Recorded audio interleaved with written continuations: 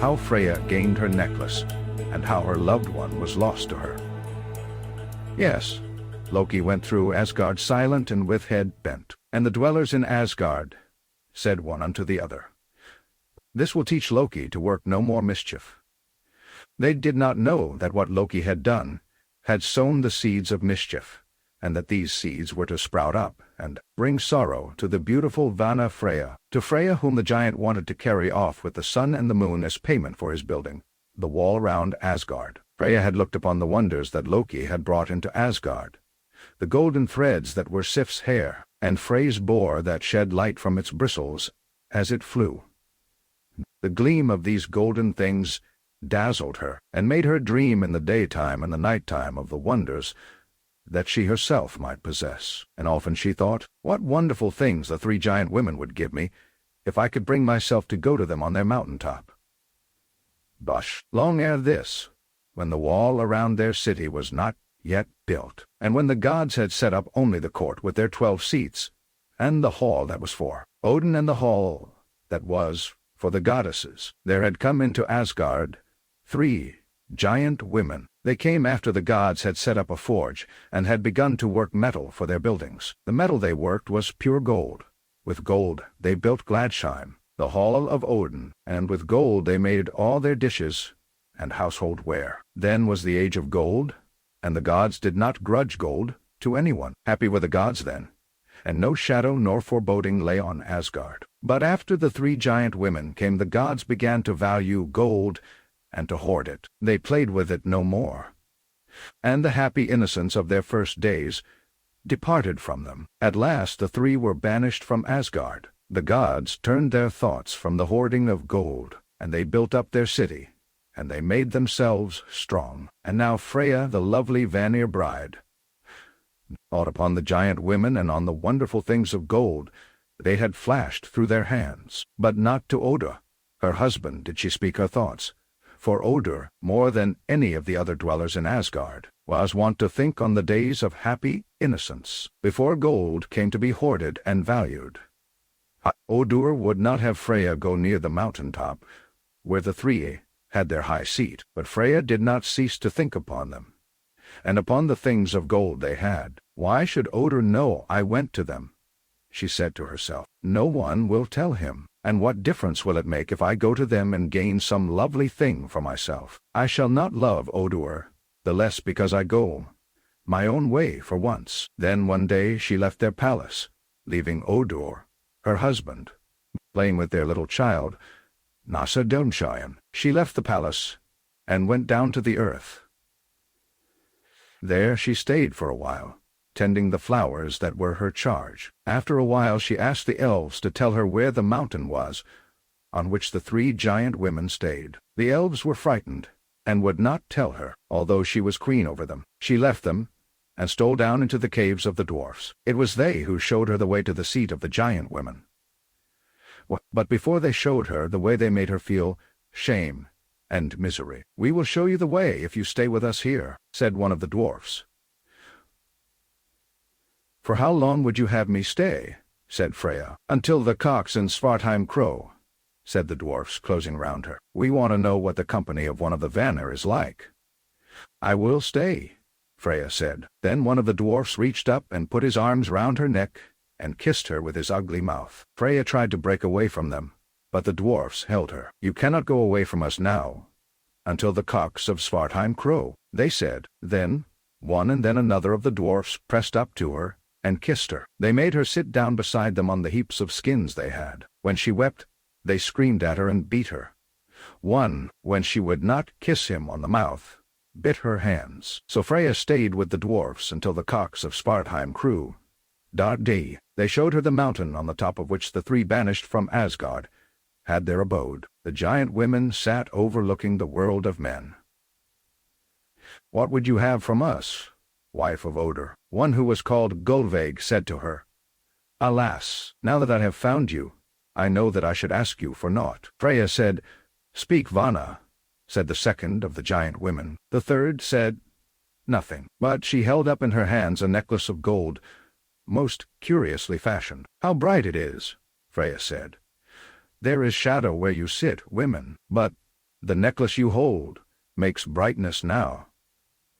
Oh, how I should joy to wear it. It is the necklace Brisingamen, said the one who was called Gullveig. It is yours to wear, wife of Odin, said the one who held it in her hands. Freya took the shining necklace and clasped it round her throat.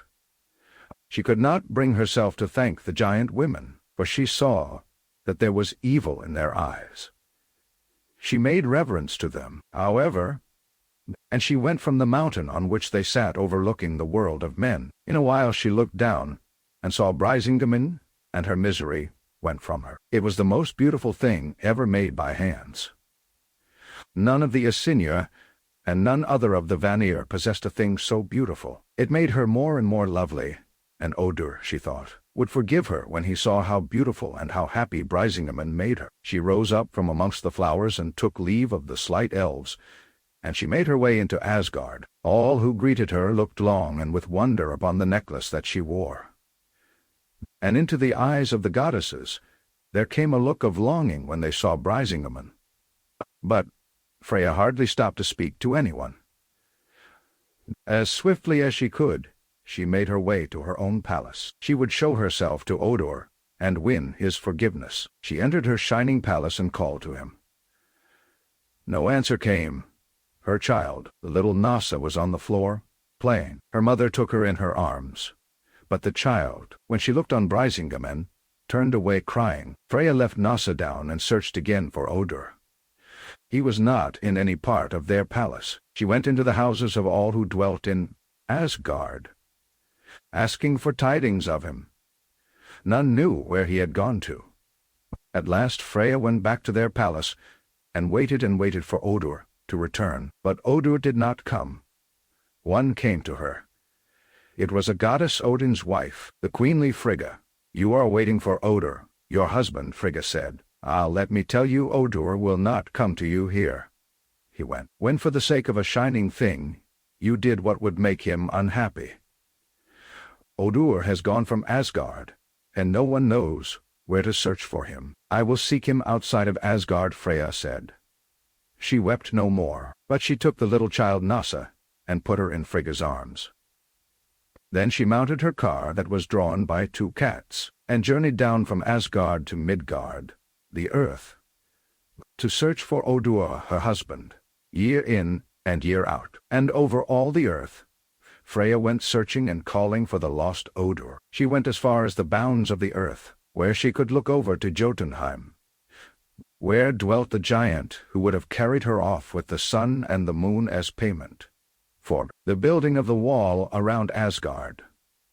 But in no place, from the end of the rainbow Bifrost, that stretched from Asgard to the earth, to the boundary of Jotunheim, did she find a trace of her husband Odin.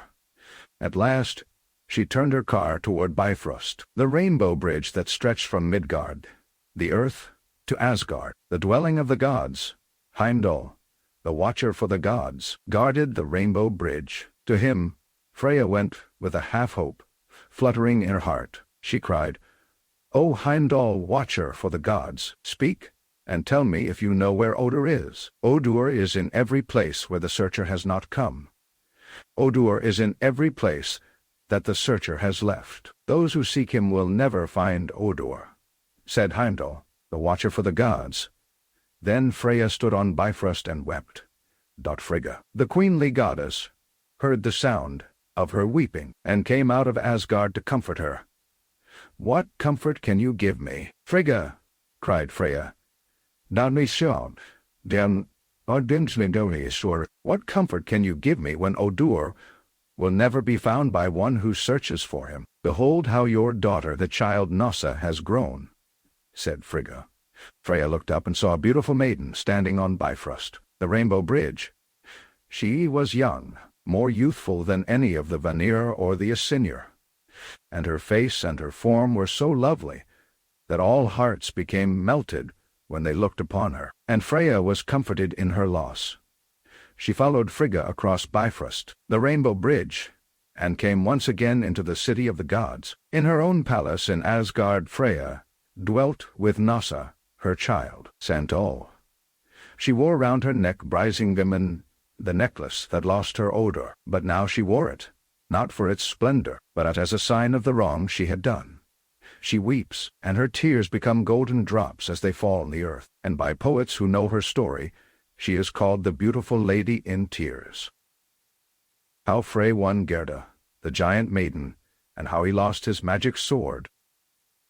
Frey, chief of the Vanir, longed to have sight of his sister, who had been from Asgard for so long. You must know that this happened during the time when Freya was wandering through the world, seeking her husband, the lost Odin. Now there was in Asgard a place from which one could overlook the world and have a glimpse of all who wandered there. That place was Hlidskjalf, Odin's lofty watchtower. High up into the blue of the air that tower went. Frey came to it, and he knew that Odin All-Father was not upon Hlidskjalf. Only the two wolves, Geri and Freki, that crouched beside Odin's seat at the banquet were there, and they stood in the way of Frey's entrance to the tower.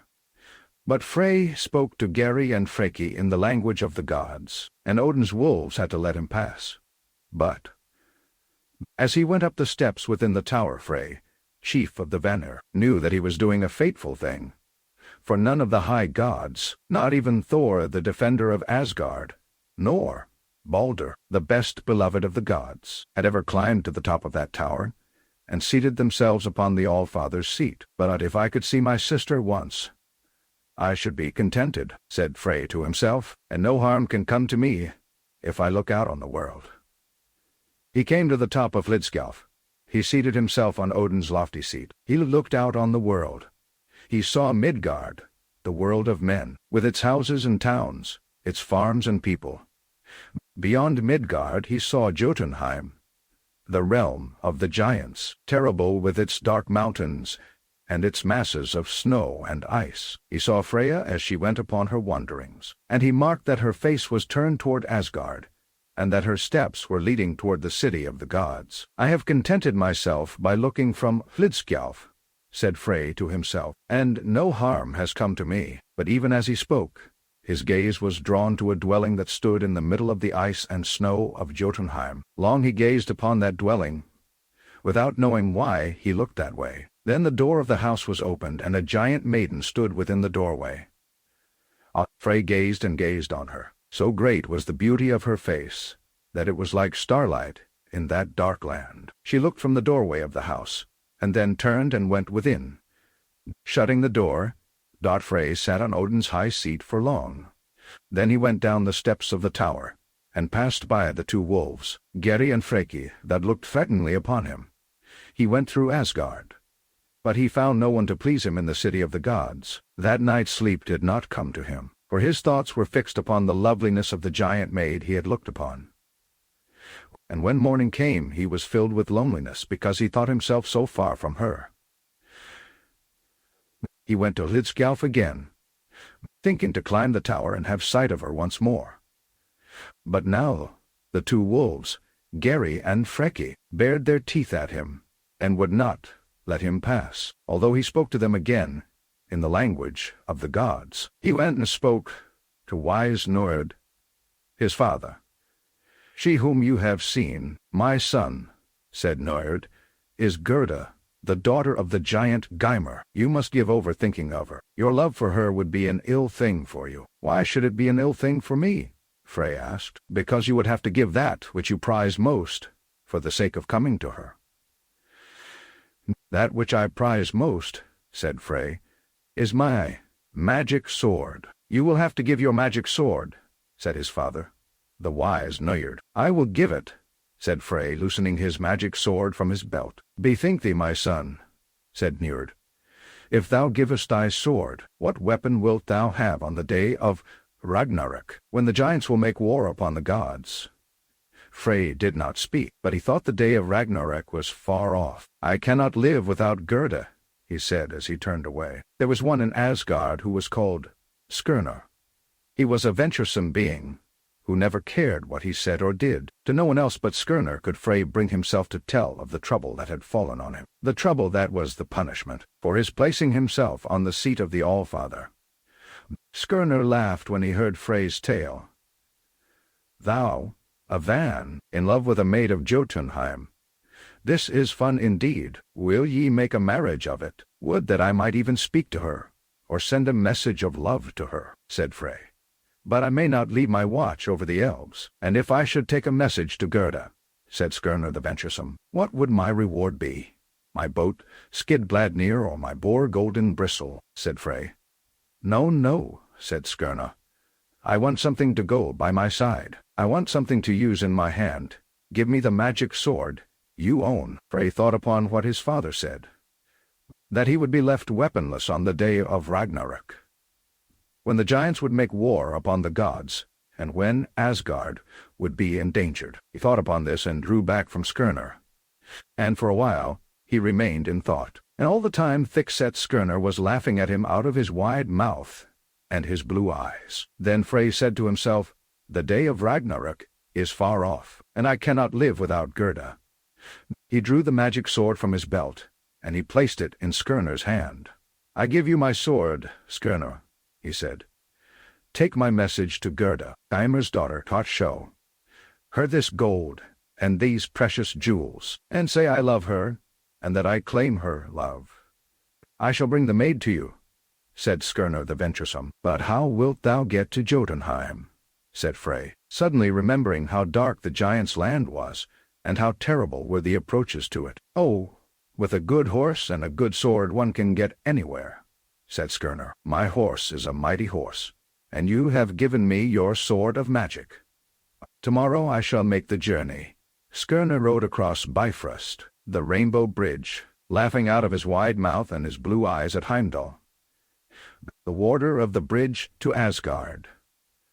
His mighty horse trod the earth of Midgard, and swam the river that divides Midgard, the world of men, from Jotunheim, the realm of the giants. He rode on heedlessly and recklessly, as he did all things. Then out of the iron forests came the monstrous wolves of Jotunheim, to tear and devour him and his mighty horse. It was well for Skirnir that he had in his belt Frey's magic sword. Its edge slew, and its gleam frighted the monstrous beasts. On and on Skirnir rode on his mighty horse. Then he came to a wall of fire. No other horse but his mighty horse could go through it. Skirnir rode through the fire and came to the dale, in which was Gymer's dwelling. And now he was before the house that Frey had seen Gerda enter, on the day when he had climbed Lidskjalf, Odin's watchtower. Berwizend and Badjams, the mighty hounds that guarded Gymer's dwelling, came and bayed around him. But the gleam of the magic sword kept them away. Skirnir backed his horse to the door, and made his horse's hooves strike against it. Gymer was in the feast hall drinking with his giant friends, and he did not hear the baying of the hounds, nor the clatter that Skirnir made before the door. But Gerda sat spinning with her maidens in the hall. Who comes to Gymer's door? She said. A warrior upon a mighty horse, said one of the maidens. Even though he be an enemy, and one who slew my brother, yet shall we open the door to him, and give him a cup of Gymer's mead, said Gerda. One of the maidens opened the door, and Skirnir entered Gymer's dwelling. He knew Gerda amongst her maidens. He went to her and showed her the rich gold and the precious jewels that he had brought from Frey. These are for you, fairest Gerda, he said. If you will give your love to Frey, the chief of the Vanir, show your gold and jewels to other maidens, said Gerda. Gold and jewels will never bring me to give my love. Then Skirnir the venturesome, the heedless of his words, drew the magic sword from his belt and held it above her. Give your love to Frey, who has given me this sword, he said, or meet your death by the edge of it. Gerda, Gymer's daughter, only laughed at the reckless Skirnir. Make the daughters of men fearful by the sharpness of Frey's sword, she said, but do not try to frighten a giant's daughter with it. Then Skirnir the reckless, the heedless of his words, made the magic sword flash before her eyes, while he cried out in a terrible voice, saying a spell over her.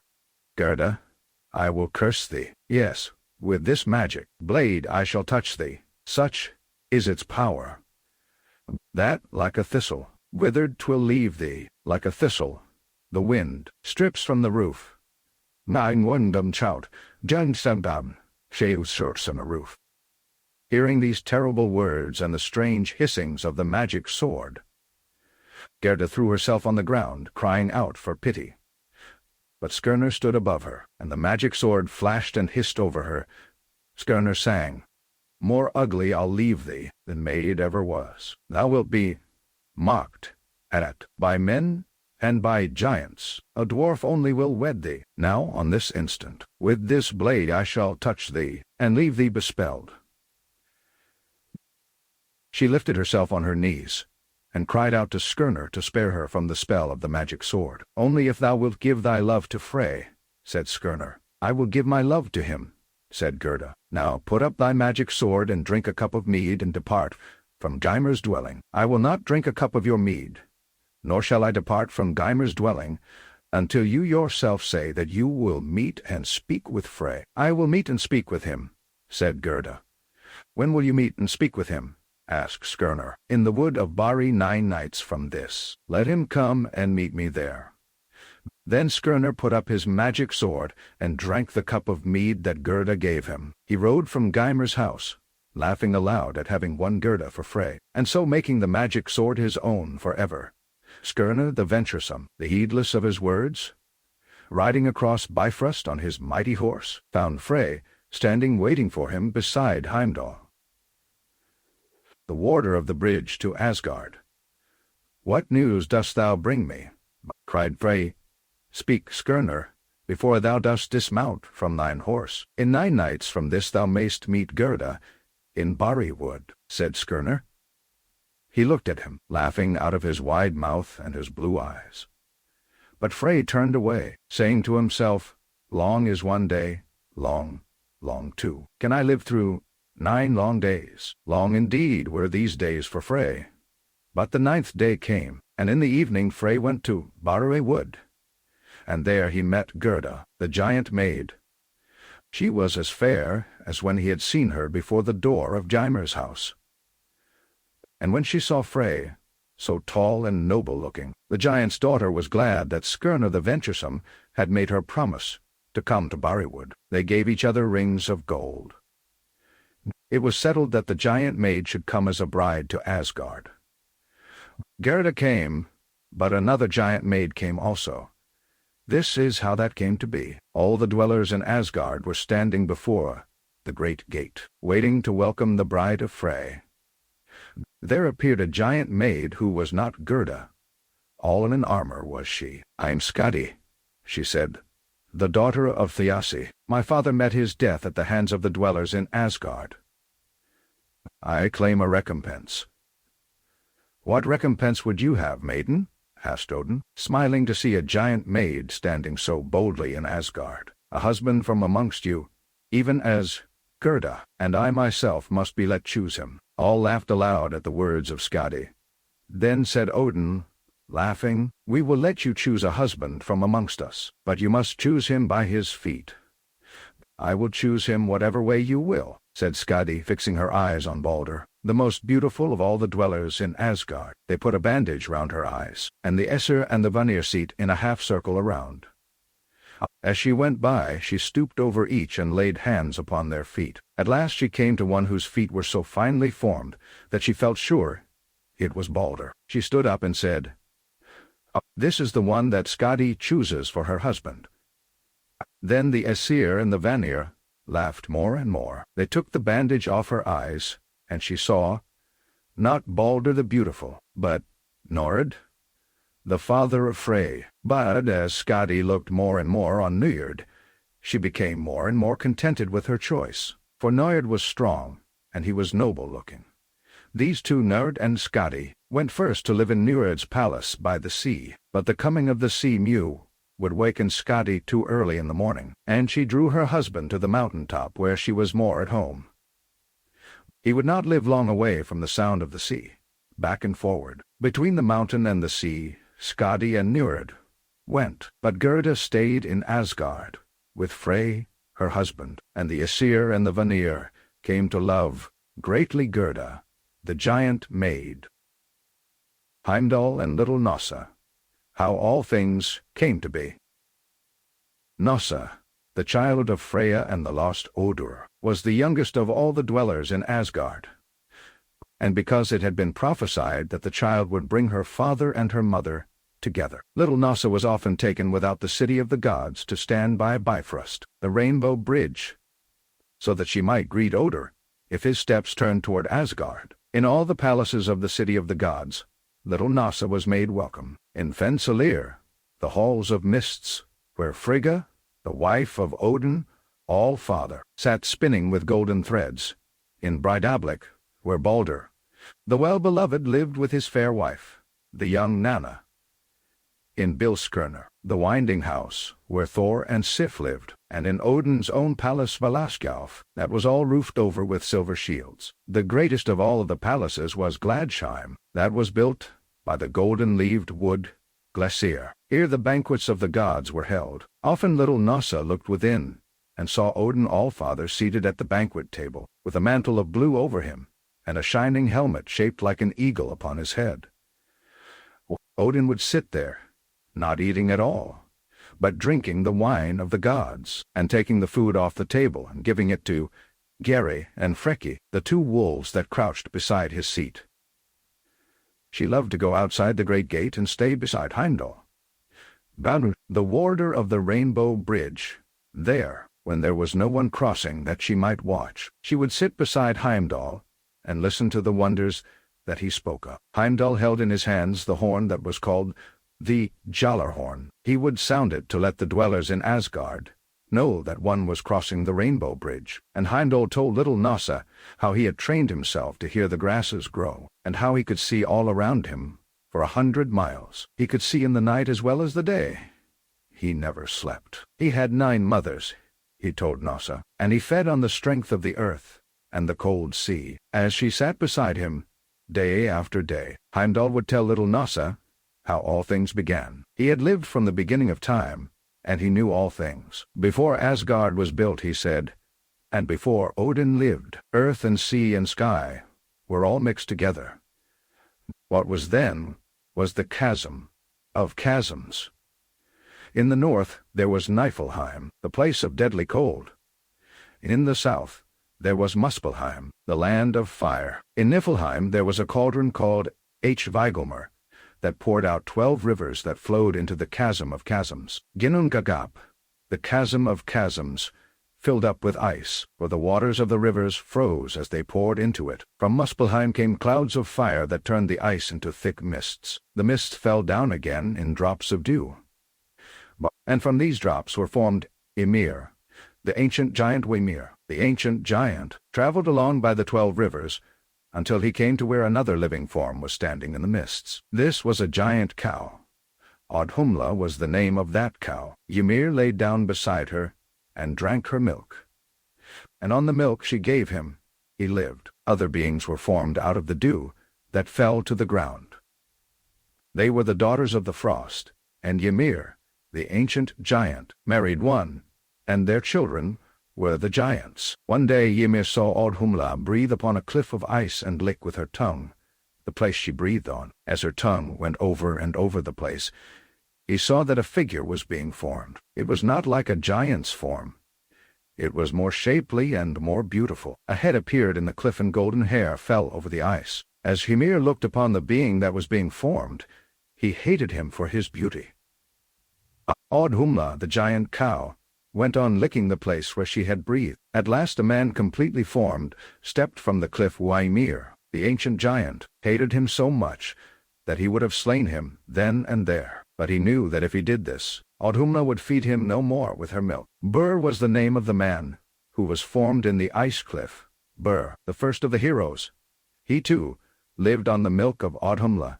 Dadamde. He married a daughter of the ancient giant, and he had a son. But Ymir and Ymir's sons hated Bur, and the time came at last when they were able to kill him. And now there was war between Ymir and Ymir's sons, and the son and sons of Bur. Odin was the son of Bur's son.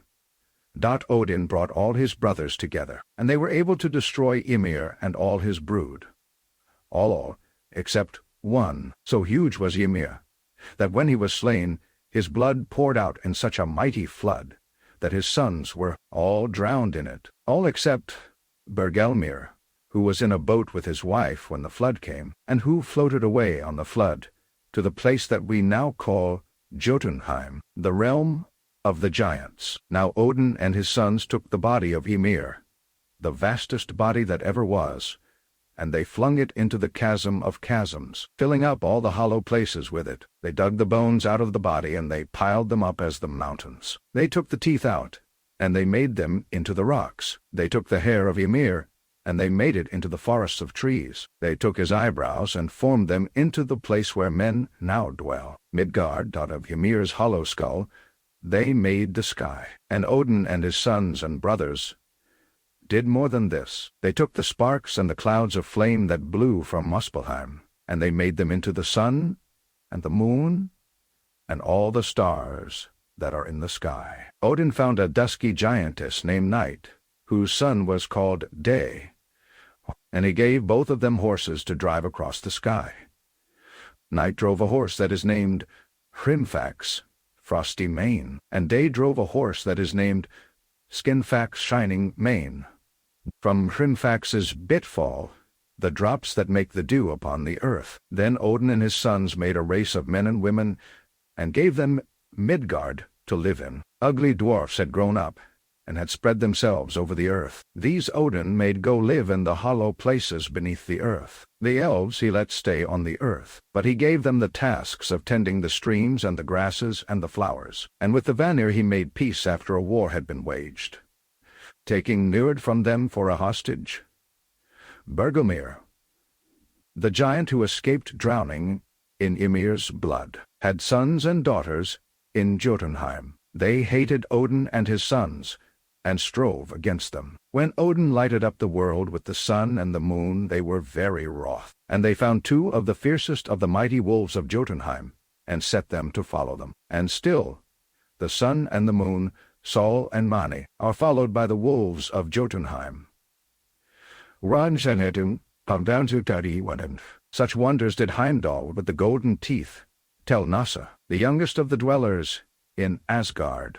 Often the child stayed with him by the rainbow bridge, and saw the gods pass to and from Midgard, Thor with his crown of stars, with the great hammer Mjolnir in his hands, with the gloves of iron that he used when he grasped Mjolnir, Thor in his chariot drawn by 2 goats, and wearing the belt that doubled his strength, Frigga with her dress of falcon feathers flying swiftly as a bird, Odin Allfather himself, riding upon Sleipnir, his 8-legged steed, clad all in golden armor, with his golden helmet shaped like an eagle upon his head, and with his spear, Gungnir, in his hand. Heimdall kept his horn in the branch of a great tree.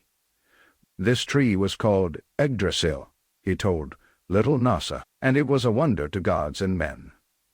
No one knows of a time when Yggdrasil was not growing, and all are afraid to speak of the time when it will be destroyed. Yggdrasil has 3 roots. One goes deep under Midgard, another goes deep under Jotunheim, and the third grows above Asgard. Over Odin's hall a branch of Yggdrasil grows, and it is called the Peace Bough. You see Yggdrasil, little Nossa, but you do not know all the wonders of it. Far up in its branches 4 stags graze. They shake from their horns the water that falls as rain upon the earth. On the topmost branch of Yggdrasil, the branch that is so high that the gods themselves can hardly see it, there is an eagle that knows all things. Upon the beak of this eagle a hawk is perched, a hawk that sees what the eyes of the eagle may not see. The root Yggdrasil that is in Midgard goes deep down to the place of the dead. Here there is an evil dragon named Nidhugg that gnaws constantly at the root, striving to destroy Yggdrasil, the tree of trees. And Ratatusk, the squirrel of mischief, behold him now, runs up and down Yggdrasil, making trouble between the eagle above and the dragon below. He goes to tell the dragon how the eagle is bent upon tearing him to pieces, and on he goes back to tell the eagle how the dragon plans to devour him.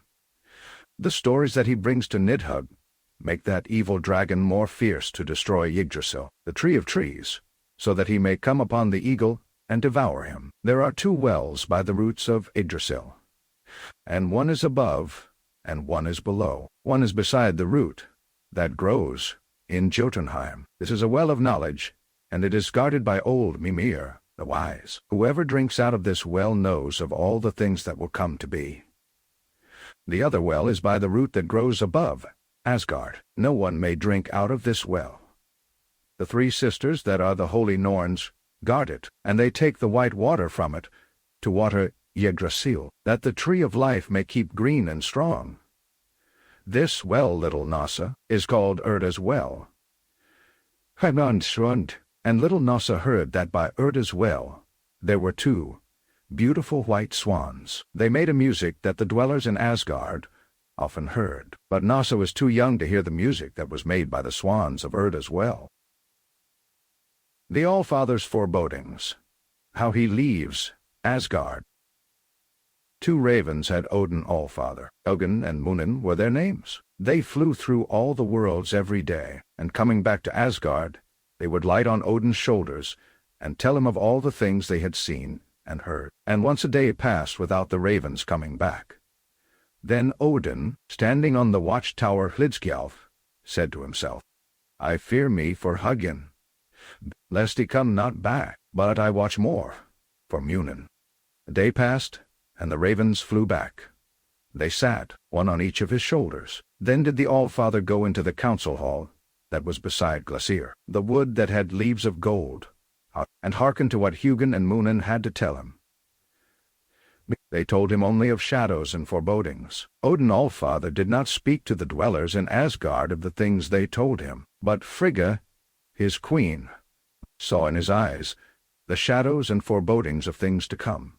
And when he spoke to her about these things, she said, Do not strive against what must take place. Let us go to the holy Norns, who sit by Urda's well, and see if the shadows and the forebodings will remain when you have looked into their eyes. And so it came that Odin and the gods left Asgard, and came to Urda's well, where, under the great root of Yggdrasil, the three Norns sat, with the two fair swans below them.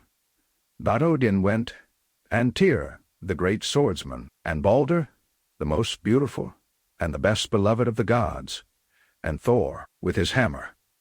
A rainbow bridge went from Asgard, the city of the gods, to Midgard, the world of men.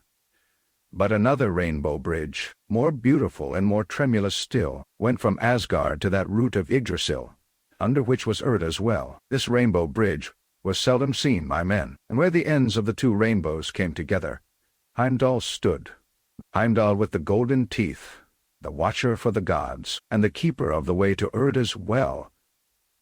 Open the gate, Heimdall, said the Allfather, open the gate. For today the gods would visit the holy Norns. Without a word, Heimdall opened wide the gate that led to that bridge more colored and more tremulous than any rainbow seen from earth. Then did Odin and Tyr and Balder step out on the bridge. Thor followed. But before his foot was placed on the bridge, Heimdall laid his hand upon him. The others may go, but you may not go that way, Thor, said Heimdall. What would you, Heimdall? Hold me back, said Thor. Yes, for I am keeper of the way to the Norns, said Heimdall. And Hyrun, Tjokswell, Trandal, you with the mighty hammer you carry are too weighty for this way. The bridge I guard would break under you, Thor with the hammer. Nevertheless, I will go visit the Norns with Odin and my comrades, said Thor. But not this way, Thor, said Heimdall. I will not let the bridge be broken under the weight of you and your hammer. Leave your hammer here with me if you would go this way. No, no, said Thor. Until my show, that is human. Now I'll marry Christine Beatty. Unbad, I will not leave in anyone's charge the hammer that defends Asgard. And I may not be turned back from going with Odin and my comrades. There is another way to Urda's well, said Heimdall. Behold, these two great cloud rivers, Kermt and Ermt. Canst thou wade through them? They are cold and suffocating, but they will bring thee to Urda's well, where sit the three holy Norns. Thor looked out on the two great rolling rivers of cloud. It was a bad way for one to go, cold and suffocating. Yet if he went that way, he could keep on his shoulder the hammer which he would not leave in another's charge. He stepped out into the cloud river that flowed by the rainbow bridge, and with his hammer upon his shoulder, he went struggling on to the other river. Odin Tyr. Danut Shanne, Arin Vegenet Shanning, Banta Brodno, and Balder were beside Erda's well, when Thor came struggling out of the cloud river, wet and choking, but with his hammer still upon his shoulder. There stood Tyr, upright and handsome, leaning on his sword that was inscribed all over with magic runes. There stood Balder, smiling, with his head bent as he listened to the murmur of the two fair swans. And there stood Odin, All-Father, clad in his blue cloak fringed with golden stars, without the eagle helmet upon his head, and with no spear in his hands. The three Norns, Erda, Verdandi, and Skulda, sat beside the well that was in the hollow of the great root of Yggdrasil. Erda was ancient and with white hair, and Verdandi was beautiful, while Skulda could hardly be seen, for she sat far back, and her hair fell over her face and eyes. Erda, Verdandi, and Skulda, they knew the whole of the past, the whole of the present, and the whole of the future. Odin, looking on them, saw into the eyes of Skulda, even long he stood looking on the Norns with the eyes of a god, while the others listened to the murmur of the swans and the falling of the leaves of Yggdrasil into Erda's well. Looking into their eyes, Odin saw the shadows and forebodings that Hugin and Munin told him of take shape and substance. And now others came across the rainbow bridge. They were Frigga and Sif and Nanna, the wives of Odin and Thor and Balder. Frigga looked upon the Norns. As she did, she turned a glance of love and sadness upon Balder, her son, and then she drew back and placed her hand upon Nanna's head. Odin turned from gazing on the Norns and looked upon Frigga, his queenly wife. "I would leave Asgard for a while, wife of Odin," he said. "Yea," said Frigga. "Much has to be done in Midgard, the world of men. I would change what knowledge I have into wisdom," said Odin, "so that the things that are to happen will be changed into the best that may be." "You would go to Mimir's well," said Frigga. "I would go to Mimir's well," said Odin. "My husband, go," said Frigga. Then they went back over that rainbow bridge that is more beautiful and more tremulous than the one that men see from the earth. They went back over the rainbow bridge, the Aesir and the Asynia, Odin and Frigga, Balder and Nanna, Tyr with his sword, and Sif beside Tyr. As for Thor, he went struggling through the cloud rivers, Kermt and Ermt, his hammer Mjolnir upon his shoulder. Little Hnossa, the youngest of the dwellers in Asgard, was there, standing beside Heimdall, the watcher for the gods and the keeper of the bridge to Erda's well, when Odin All-Father and Frigga, his queen, went through the great gate with heads bent tomorrow. Hnossa heard Odin say, "Tomorrow I shall be Vegtem the Wanderer upon the ways of Midgard and Jotunheim."